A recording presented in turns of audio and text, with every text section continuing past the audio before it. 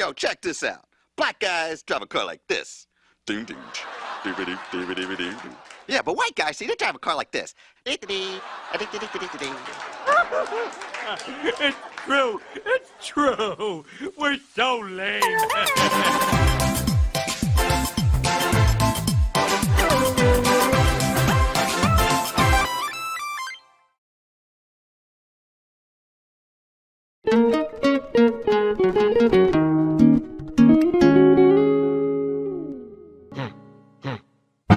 When I think about era-defining shows in animation, I look towards a lot of places. The big three networks, Netflix Animation, a lot of places. But when I think about a network that has had a repertoire of mostly golden content, I look towards Adult Swim. I know I've talked about them before on my Mission Hill review, but I just can't help it. Never before have I seen a network that has had both the creative freedom and gumption to have some of the most interesting programming you could find on any TV network. But every network has its golden boy, the show that no matter what network is the first show that pops into your mind. Of course, the answer differs for anyone you ask, but when regarding Adult Swim, one of its golden picks is definitely one for the ages. Adult Swim's The Boondocks. The series has always been known for being one of, if not the best, Adult Swim has to offer, with its blend of quick-witted humor, astounding animation, engaging plots and characters, and so much more, which is why I intend to look into the show and point out why it's managed to become one of the most recognizable series in recent memory. But I can't do this alone. I'm gonna need some help.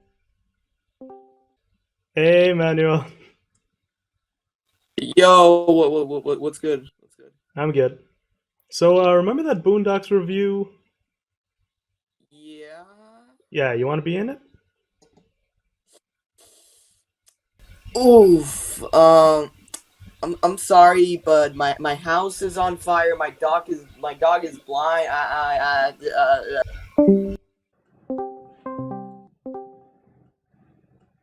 Hey, Dylan. Listen, man. I got an appointment to go to. I've got some orphanages to burn on the way. I don't think I'll be able to be a part of the video, bro. I've got some stuff to do today.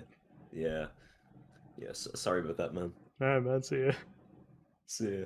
Well, that didn't go as planned, but lucky for me, I got a backup.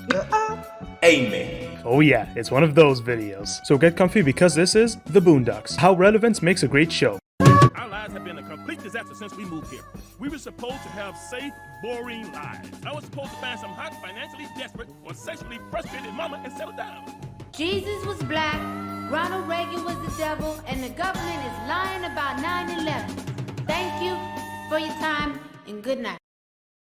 When it comes to the work people consume, said work tends to be analyzed for its material and most of the time, not much else. With the character, story development, and etc. usually what captivates people to watch these type of reviews. And while that is all fine and well, I believe there should be more of an emphasis on the person behind the art, especially when mentioning some of the most influential and iconic properties in the media to this day. While this video is an in-depth look on the Boondocks series, I want to go through a little history of the whole franchise, just to give viewers more of a glimpse on how much this franchise had to go through. And this whole phenomenon of a story was all started by one person. A man who told his story after all the controversies he'd get in. A man whose story and its meaning having to go through multiple renditions. Hi, I'm the Geek TCM, and today I'm going to take it back to where everything started, and that is the man on a mission, Aaron McGruder. Aaron McGruder on May 29, 1974 was born in Chicago, Illinois. After moving to Maryland at age 8, McGruder would later graduate and enroll in the University of Maryland with a degree in African American Studies. Some notable alumni would include Jason Reynolds, best known for books like All American Boys and The Boy in the Black Suit, and Jeff Kinney, best recognized for his Diary from Wimpy Kid series. The first Boondocks strip would debut on the website The Hit List Online, and later in his school newspaper while McGruder was still an undergraduate. The school strip would only run for 3 months, as a printing issue with no explanation or apology from editors caused McGruder to pull the comic out of the student newspaper. And from here on out, you'd know that McGruder had to struggle from this point forward in order to make his vision a reality, especially if you have a fundamental understanding of the Boondocks and its history. With 9 major newspaper syndicates in 1997, McGruder pitched the Boondocks for 7 out of the initial 9, and all but 1 decided to pick it up. You see, the core of the Boondocks is the characters, the interactions, and their views on the world, whether it be their experiences in the fictional suburb of Woodcrest, or Hugh and Caesar giving their takes on the government and the president, for 3 to 4 panels. But going back to the struggles of the strip during its syndicate era, a lot of newspapers had issues with its content, specifically Huey Freeman's commentary of post 9/11 in the government and the use of the N-word. And no, that last part was not a mistake on my end. Some entries of the strip were also supposedly pushed to the editorial section of newspapers. The strip was being censored, despite being one of the most popular of the early 2000s and being included in 180 newspapers in its first year. And when it comes to the show, it's safe to say that things were already rough from the start. The Boondocks was always planned to actually be on television, but Magruder thought that his vision would never come to fruition if the strip didn't come first or go hand in hand. The fight for a television series had apparently lasted about 5 to 6 years, as creative control complications became a common occurrence throughout the half-decade of pitching. Thankfully, after a rejected pilot from Fox, eventually Magruder finally got to premiering the show on November 6, 2005 on Adult Swim, the nighttime adult animation block on Cartoon Network. If you've seen just one episode of the Boondocks, the previously mentioned creative control issues make a lot of sense with context. Magruder wasn't afraid to push any boundaries or push a few buttons, whether it be clowning on renowned directors or whole networks. And this is where I talk about the portrayals and controversies that come in. For the sake of time, I'll only go into a few of these situations briefly, but getting into these situations, let's start with the N-word. Now, giving context to what I said earlier, the N-word is much more than just a word with its initial history and debating of meaning throughout the decades. This topic goes into an entirely different discussion, so I won't really go into it in this video at least. However, the often use of the word in Magruder's work has become a debate in of itself. A well-known instance of this is the season 2 MLK special, in which Magruder's portrayal of the world-renowned civil rights activist is heard using the N-word repeatedly in a parody version of the I Have a Dream speech. The episode received some backlash, as critics and activists viewed Magruder's interpretation of MLK as offensive and inaccurate to his actual character. The next situation would be the jabs at BET, or Black Entertainment Television. The episodes involved would be the second season's two-parter, Black Evil Television and the Uncle Ruckus reality show. Black Evil Television's plot was Huey publicly going on a hunger strike, attempting to warn America of the network's destruction of black people. Being that the show was obviously satire, the portrayals of BET executives were cheesy and obviously antagonistic, all literally plotting towards the destruction of black people. The Uncle Ruckus reality show directly follows the previously mentioned episode, where BET premieres a show starring the self-hating dark-skinned Uncle Ruckus, giving a rundown of his life and ideals. However, actual BET executives were not so pleased, and soon these episodes were banned from airing in the US, only being released in season 2 DVD. The last situation that I want to mention is the infamous Tyler Perry episode, or season 3's Pause, where the antagonist of the episode, Winston Jerome, plays Ma Duke, an obvious parody of Medea. The episode reveals that Jerome is a cult leader who uses Christianity to hide that he's gay. Yeah. And apparently this episode upset Tyler Perry to the point of threatening to move networks if things weren't done. So the episode was pulled from Adult Swim after airing twice. But the episode did air again on May 29th of last year and is available on HBO Max. But needless to say, Magruder's interpretation and portrayals of the culture and its pop culture icons were definitely not popular to the media. Now, this segment is dedicated to talking about the history of the Boondocks, and while some could have gone out of their way to do a few Google searches, I believe that the segment is extremely important to what this show is actually about. I feel like millions of people have a core misunderstanding of the messages of the show, tending to simplify into only a few words. I remember like 2 or 3 years ago when I asked a classmate on whether or not they liked the Boondocks, and they responded that it was their favorite black anime show. And while I didn't show it at the time, I was extremely annoyed by how many people oversimplified the show to a few words. So I hope that this segment makes you, the viewer, think more about just how much effort and work was made in this franchise's lifetime, controversies included, and just how important Magruder's critique of American black culture really is. But more importantly, I hope that this segment puts the simple mindset of your head that, in the words of Aaron Magruder, this isn't the nigga show. Canadian Snowman, I'm giving it back to you.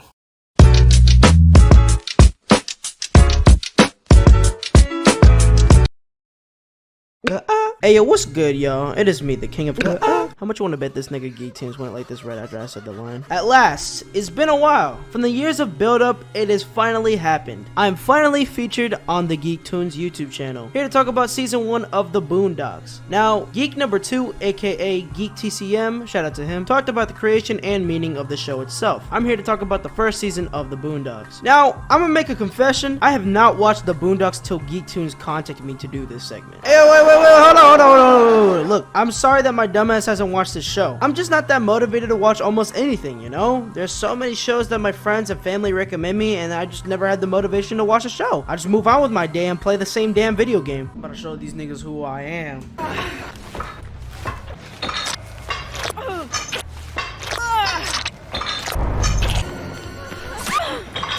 Well, that was easy. But don't get me wrong, I'm still aware of the Boondocks. I'm always the type of person to know a specific clip from a show, but never watch the show itself, you know? Very similar to someone who likes a song so much where they replay it again, but never know the lyrics. I'm that nigga. So, when GeekToons asked me to collaborate in this project, I was like, yo, let's go. But then I also realized I ain't watched a single damn episode of the Boondocks. So here I am on my ass wondering what to do, and here we are. So I got out of the way to watch the first season of the Boondocks, and here is what I have to say.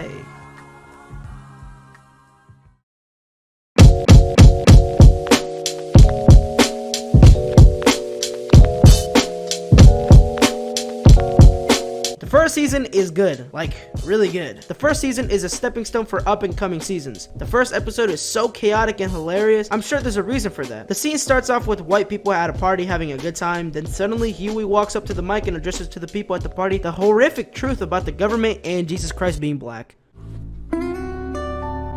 Then people freak out about the horrible truth, but actually it was all a dream. There's a lot of things that are going by really quick. To the average person, they probably think this show is going too fast and it's uncanny. Like, boy, if you don't get that bullshit out of my face, bitch. This scene basically represents how the show is like. Because think about it, the show isn't just your average Cleveland show. No hate on Cleveland show, by the way. It's more than that. The show is all about the social commentary of black culture. And for the first episode to start off like this is very smart. It's basically telling the viewer, hey, this isn't your average show, so sit down and enjoy, bitch. Because so far, it has lived up to that standard. We got episodes about R. Kelly's court case, hoes, granddad fighting a blind man, and the return of Martin Luther King. This show is so unique. No wonder this show is respected and loved by many. Season 1 features your favorite many jokes you usually see anywhere on the internet. Nigga moment. Literally, I was sitting down watching this season, and like, my dumbass is like, oh my god, it's the funniest scene where Uncle Ruckus yells out guilty to the blind black man. Also, one more thing that I love about season 1, it's the action scenes. Like, if it has 2 kids fighting over hip-hop music, then I'm in, bro. Because, man, do I love fight scenes in the Boondocks. Like, there could be a scene of just 2 people arguing about, I don't fucking know, chicken, right? And there's still gonna be a fucking fight. Like that's how crazy this show is. This show is so fucking entertaining. If you have free time, watch an episode of the Boondocks, and I promise you that you will immediately get hooked on the show. I also promise by the time you finish the first season, you're going to have the same treatment for season 2. It's been your man Silly Rally, and I'm out of here.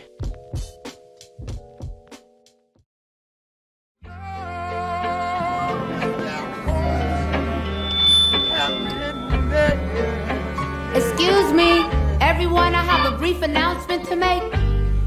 Jesus was black, Ronald Reagan was the devil, and the government is lying about 9/11. Thank you for your time. Good night. And I want to give a big shout out to my homie, Diva. What's up? The jury will now go off and deliberate on. Get out there! Get out there! You ain't gonna hit no woman in my house. Woman, sir. This here is a hoe. Not in this house, she's not. Now you hand over that weapon on the count of 3, or I swear to Almighty God, I'll blow your fucking head off. Tom knew firsthand that a black man didn't have to do much to go to prison. You have the right to remain silent. Terrorists kidnapped my father! They're gonna cut off his head in Algeria! I had a dream once. It was a dream that little black boys and little black girls would drink from the river of prosperity, freed from the thirst of oppression. I decided to take the rest of the day off. I wonder if there's anything good on TV.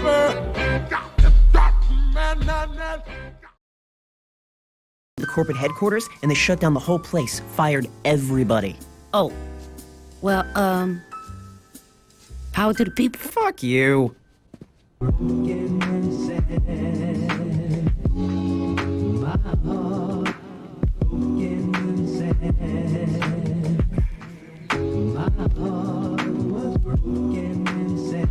Oh shit, I'm in a GeekToons video? And you got a nigga talking about the Boondocks? Motherfucker, do I look like a fucking storyteller to you, nigga? Man, I am suffering. It's hard to take. So as y'all niggas surely know, that the Boondocks is a show that any nigga under the damn sun has heard already. So, as typical of any show in existence, this show got a second season, and, well, what you think my dumb ass finna talk about? So let's just get this shit rolling to start off. Season 2 has some of my favorite episodes of the entire series. And here and there, but still. And you cannot tell me that a nigga swinging from a tree like Catcher Freeman wasn't funny as hell to y'all. Look at that nigga. Oh, look, you see that nigga flip from tree to tree like on some old Tarzan shit? Wait, bring that back. I gotta see that again. I'll be happy. Oh, Look at that nigga go again. This is crazy. Finna tell this shit to my kids. But for real though, season 2 has a lot of all-time fan favorite episodes of the series, and for the most part was an extension of what the first season had covered previously. For instance, you got the Stink Meter episode, you got some more episodes with different rappers in them, or more specifically, Gangstalicious. You even get a fair share of celebrity cameos that we all know and love, as prototypical of the show. So pretty much all the good shit that you come to know from this series started pretty much here. More into that, season 2 had tons of memorable scenes and jokes that have stood the overall test of time, and it's taken a firm place in niggas' heads rent free. Ain't no way you ain't hear this shit coming up somewhere, at least fucking once. What did you say, nigga? You know what, motherfucker? Eat a dick, nigga. I'm tired of this mother. Wouldn't let that shit happen to me, though.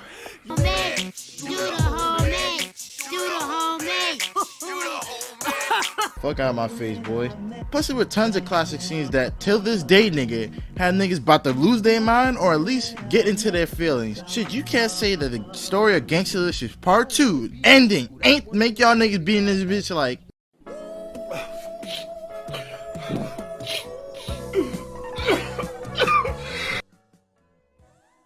He's gay, isn't he? Yep. And I was his biggest fan. That made me gay, don't it? Yep. I'm sorry. That was me. I caused that. Yes, sir. I'm a little devil. Black devil. It's different.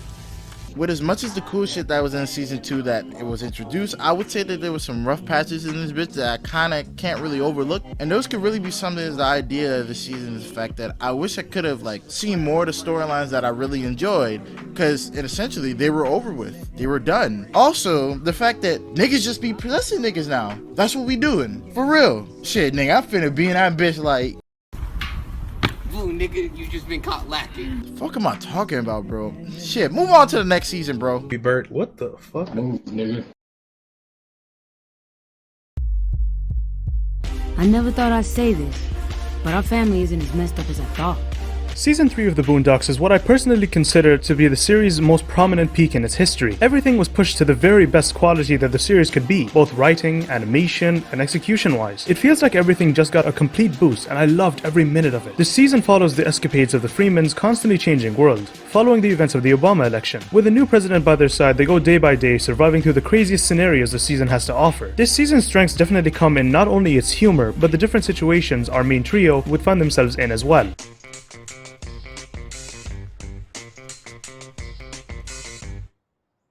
Who the fuck are you? I am Jigme. I come from Tibet. I want to defeat the Chinese oppressors in kickball. While there are tons, and I mean tons of moments or episodes I could pick for a favorite, mine definitely has to go to the Red Ball. An episode I feel at least has some of the best action to be shown in the series. Sure, there are fight scenes in the series that are pretty good, but there's just something interesting that comes from watching our main characters fight not with their fists, but with a sport, kickball of all things. And believe me, the anime influence that the show usually has is very strong in here as well. Tag her out with the smoldering remains of the ball.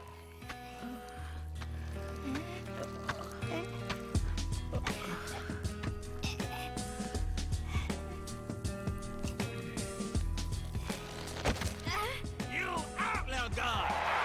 Almost all the episodes have a more zany feel to them when compared to the others. Riley getting in trouble with a British gang after selling chocolate for a fundraiser, Granddad joining a strange acting cult, the third stink meter episode involving his gang, the Hateocracy. Hell, there's even an episode where the entire world undergoes a worldwide pandemic and has to quarantine to survive. See, The Simpsons isn't the only show to unintentionally predict the future. Anyways, all 15 episodes have something for its audience to enjoy, which is what makes it another quality season in the Boondocks run in the realm of TV animation. But sadly, like many other things, what goes up must come down. And I'm not gonna go anywhere near season 4. Trust me, I already watched it once for this video. So I got a special someone to cover it. New Boondocks, April 21st at 10:30. Adult Swim. Hey man, let me tell you about season 4 of the Boondocks animated television series on Cartoon Network's Adult Swim. It's a letdown. It never should have happened, and now we have to sit here with this once great series now having a dent in its airtime, all because of one foul season. A lot of people were stating that it was because Magruder wasn't there, but then there's separate reports of him actually being there. But even if he was or not, it really doesn't help the situation at hand. Why are the Freemans broke? Why is Granddad dating an iPhone? Why is Granddad dating a Kardashian? Why is Granddad fighting Stink Meaner again? Why did they bring back Rollo Goodlove without CeeLo Green to play him? Why did they add an extra one slip for no reason? Why did I watch the premiere of all of these episodes? Why season 4? Why season 4? Why season 4? Like, there's so much to say, but so much less to say. I like the Breaking Bad episode and the flashback episode, but that's because the rising action to conflict within those episodes were brilliantly written, and every other episode seems as though darts were thrown at a board of ideas. I mean, come on now, Riley at the Special Olympics is really how you want to end your series? Fuck out of here, please. The rest is empty with no brain, but the clever nerd, the best MC with no chain you ever heard. Boondocks is... Alright, Snowman, step aside, let the rookie get a turn. What's up, everybody? It's Keo, and... So you finally decide to talk about the Boondocks, huh? Well, nigga, it's about time, cause this is a birthright of mine. And I get to collab with a lot of great creators. Oh, come on, dog. You know I had to come through. So, what can I say about the Boondocks that hasn't already been said? The show is amazing. Aaron Magruder just created an absolute gem with this shit. And he took his ball and ran with it. He made a cultural phenomenon. Not just for black people, but for everyone of the sort. Black, white, Asian, Hispanic. Come on, dog. It's for everybody. It's for everybody. I can't say much more. But what I can say is that I've been watching the Boondocks, well, Adult Swim in general, since I was 5 years old. Take that how you will. I was not raised as a child. My parents were on a grown person shit. But anyway, Boondocks has always been a good time for me. Even as a kid, my mom was always like, hey, you shouldn't be watching Adult Swim. That never honestly stopped me from watching Adult Swim, and she honestly could give two shits and a fuck if I was watching the Boondocks of all shows. It's an amazing show, you know, the characters, the music, oh my god, the storytelling, you know, just the comedy, the satire, the political messages. I'm gonna say it like Mars Review said it at one point. Aaron Magruder, as far as Huey's character, because Huey's kind of like a young Aaron Magruder, he's kind of like Brian Griffin from Family Guy, but not shit. And I find that definitely to reign true. So, yeah, go watch the show, please. I implore you. And also go check me out on YouTube. My YouTube is It's Just Keo. I'm at 51 subscribers. Please get me to about 100 by the end of the year. And Geek, back to you, my guy.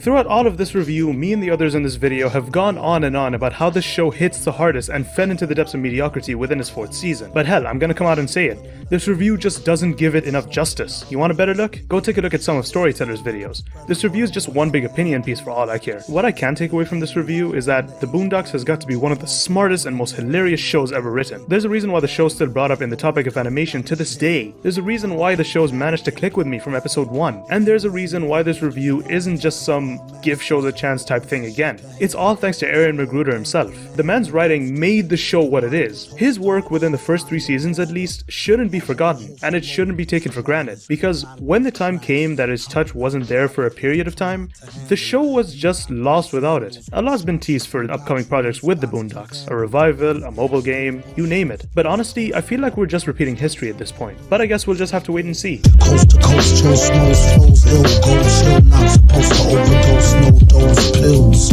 Off pride types talk wide, do scar me off sides, like how Wolf Ride was soft. Why'd he even move us out here? Probably did it just to make us miserable. All that work, all that planning. Why did I even try? Because you're different from everyone else. Yeah, my name is Riley, son. But you know, niggas call me AKA Riley Escobar. You know what I'm saying?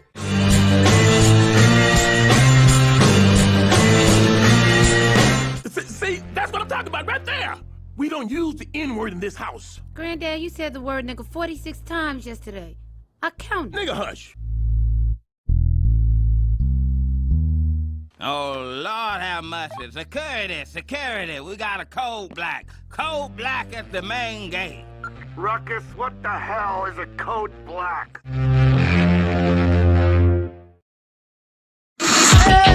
If I find my way home, yeah. Wouldn't it be crazy? But you still amaze me. Wouldn't it be crazy? But you still amaze me. Wouldn't it be crazy? But you still amaze me. Wouldn't it be crazy? But you still amaze me. If I find my way home, yeah. First only animation. Are you having a bit of trouble speaking there, Moss? Yes, I am. First time speaking English, huh, buddy? I can't speak. I can't speak British. I have to speak American. It's not British, it's just fucking English. Just speak. Fuck. Home.